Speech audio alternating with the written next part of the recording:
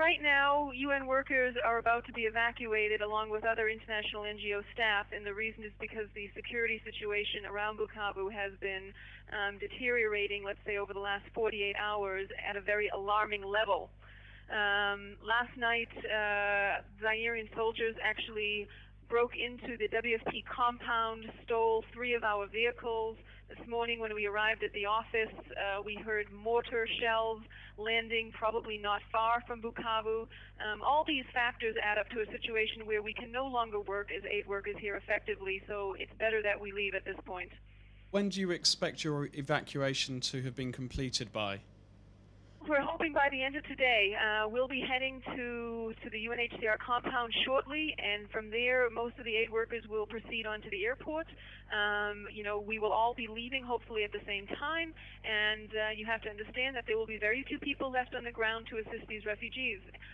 What about the refugees themselves? Well, I mean, for aid workers to leave the refugees right now is a very, very difficult decision for us to make. Obviously, we're really concerned about what will happen after we leave.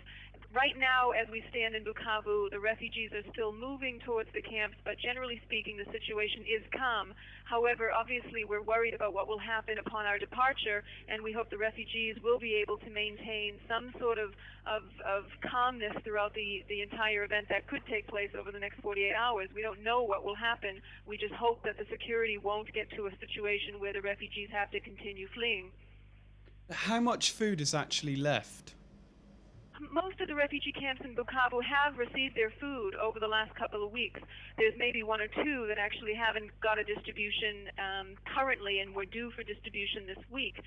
So generally speaking, the food situation should last for another couple of days, but that's not an ideal situation. These people will be running out of food shortly, and I mean, if we're not here to move food to the camps, then obviously they're going to be on the run looking for food. We do hear that there may be a few international aid workers staying on the ground, but you have to realize that there are 22 camps in Bukavu. There are over 300,000 refugees.